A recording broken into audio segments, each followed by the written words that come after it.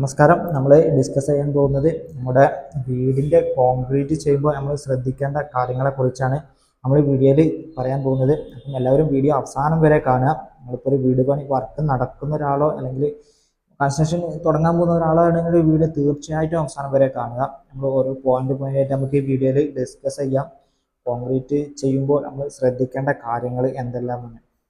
ആദ്യത്തെ നമ്മളൊരു concrete site തുടങ്ങുമ്പോൾ നമ്മൾ കോൺക്രീറ്റ് സൈറ്റിൻ്റെ ഫോം വർക്ക് ചെയ്യുമ്പോൾ നമ്മൾ ഷട്ടറിങ് ചെയ്യുമ്പോൾ നമ്മൾ സൂക്ഷിക്കേണ്ട കാര്യങ്ങൾ എന്താണെന്ന് വെച്ചാൽ ഷട്ടറിങ്ങിൻ്റെ ഇടയ്ക്ക് നമ്മൾ ഗ്യാപ്പ് ഇല്ലാതിരിക്കുക.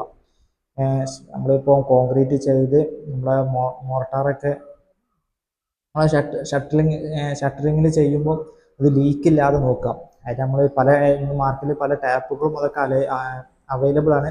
അപ്പം അതൊക്കെ ഒട്ടിച്ച് നമ്മൾ ലീക്ക് പരമാവധി ഇല്ലാത്ത രീതിയിൽ നമ്മൾ ഷട്ടറിങ് ഫോം വർക്കൊക്കെ ചെയ്യാം.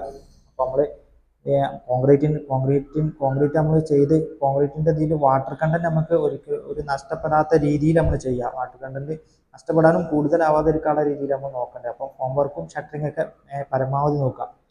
പിന്നെ നമ്മൾ കോൺക്രീറ്റ് ചെയ്യുമ്പോൾ നമ്മൾ വാട്ടർ ഉപയോഗിക്കുമ്പോൾ തന്നെ വാട്ടർ നമ്മൾ ഫോം വർക്കിലും പിന്നെ നമ്മളെ മെറ്റലും ഇതൊക്കെ നന്നായിട്ട് നനച്ചിടുക. കോൺക്രീറ്റ് ചെയ്യുന്നതിന് മുന്നേ ഒന്നായിട്ടൊന്ന് നനച്ചിടുക. പിന്നെ ഉള്ളത് നമ്മൾ കോൺക്രീറ്റ് ചെയ്ത് കോൺക്രീറ്റിൻ്റെ മിക്സ് റേഷ്യോ നമ്മൾ കറക്റ്റാണോ നോക്കാം. മിക്സ് റേഷ്യോ പലയിടത്തും M20 കോൺക്രീറ്റ് ആണ് ഉപയോഗിക്കുന്നത്. M20 എന്നാൽ 1:5:3 ആണ് M20 കോൺക്രീറ്റ് വരുന്നത്. അപ്പം ഇതിലത്തെ വാട്ടർ കണ്ടന്റ് കറക്റ്റാണോ നോക്കുക.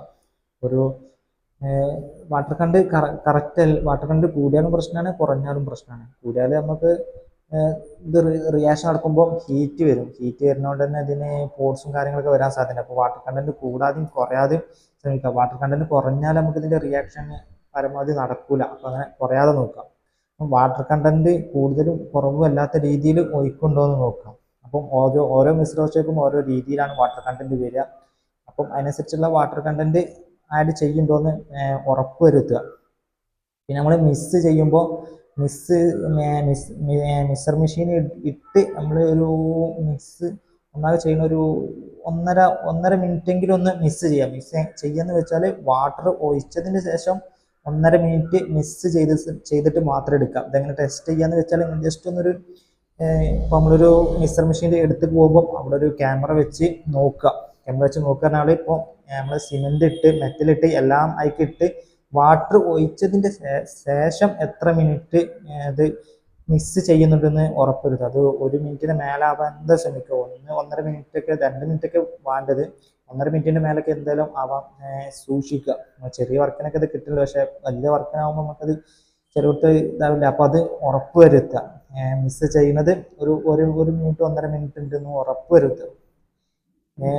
പിന്നെ ഉള്ളത് വാട്ടറിൻ്റെ ക്വാളിറ്റി ഉറപ്പ് വരുത്തുക. വാട്ടറിൻ്റെ ക്വാളിറ്റി പറഞ്ഞാൽ നമുക്കിതിൽ കോൺക്രീറ്റ് ചെയ്യുമ്പം ആവശ്യമുള്ള വാട്ടർ കുടിക്കണ വെള്ളമായിരിക്കണം. അപ്പം കുടിക്കണ വെള്ളം ഒരു ടെർബിലിറ്റി ഇങ്ങനത്തെ ഒന്നുമില്ലാത്ത നല്ല ക്വാളിറ്റി ഉള്ള വെള്ളം മാത്രം ഉപയോഗിക്കുക. സാൾട്ട് അടങ്ങിയ വെള്ളം തീരെ ഉപയോഗിക്കാൻ പാടില്ല. ക്വാളിറ്റി ഉള്ള വെള്ളം മാത്രമേ നമ്മൾ കോൺക്രീറ്റിന് ഉപയോഗിക്കുക. പിന്നെ നമ്മൾ കോൺക്രീറ്റിൻ്റെ നമ്മൾ ഫോം വർക്കിൽ കോൺക്രീറ്റ് ഒഴിച്ചതിൻ്റെ ശേഷം നമ്മൾ വൈബ്രേറ്റ് ചെയ്യുമ്പോൾ നല്ലപോലെ സൂക്ഷിക്കുക. വൈബ്രേറ്റർ നമ്മൾ യൂസ് ചെയ്യുമ്പോൾ പരമാവധി വൈബ്രേറ്റർ വെർട്ടിക്കലായി പിടിക്കാൻ നോക്കുക. അപ്പം കോമ്പാക്ഷന് കൂടാനും പാടില്ല, കുറയാനും പാടില്ല. വൈബ്രേറ്റർ വെർട്ടിക്കലായിട്ട് വെക്കാൻ നോക്കുക. വെർട്ടിക്കലായിട്ട് വെക്കുമ്പോൾ തന്നെ അത് പരമാവധി 15 സെക്കൻഡിന് മേലെ എങ്ങനെയും കൂടാതെ നോക്കുക. ഒരു 5 മുതൽ 15 സെക്കൻഡ് വരെ അതിൻ്റെ മേലെ കൂടാതെ നോക്കുക. അപ്പോൾ നമ്മൾ കോൺക്രീറ്റിൽ നമ്മൾ കൂടുതൽ നേരം വൈബ്രേറ്റർ വെച്ചാൽ ഇതിന് ബ്ലീഡിങ് ഉണ്ടാവും. വാട്ടർ പുറത്ത് വരും ചെയ്യും. പിന്നെ സെഗ്രിഗേഷൻ ഉണ്ടാവും. നമ്മളെ മെറ്റൽ ഇതൊക്കെ വേറിട്ട് നിൽക്കും. ഇത് കോൺക്രീറ്റിന് വളരെ കേടാണ്. അപ്പം കോൺക്രീറ്റ് ചെയ്യുമ്പോൾ കറക്റ്റ് രീതിയിൽ വൈബ്രേഷൻ കൊടുക്കാൻ നോക്കുക. സെഗ്രിഗേഷനും ബ്ലീഡിങ്ങും ഇല്ലാത്ത രീതിയിൽ വൈബ്രേഷന് കൊടുക്കുക. പിന്നെ നമ്മൾ വൈബ്രേഷൻ കൊടുത്ത് കോൺക്രീറ്റ് ഒക്കെ ചെയ്തതിന് ശേഷം കോൺക്രീറ്റിന് നമ്മൾ വാട്ടർ ഇവാബറേറ്റ് ചെയ്ത് പോവാതിരിക്കാൻ പരമാവധി നോക്കുക. ഇവാബറേറ്റ് ചെയ്ത് പോകാൻ നമ്മൾ മുകളിൽ ഷീറ്റ് ഇടുക, അങ്ങനത്തെ കാര്യങ്ങളൊക്കെ ചെയ്താൽ നമുക്ക് ഇവാബറേഷൻ പരമാവധി തടയാൻ പറ്റും.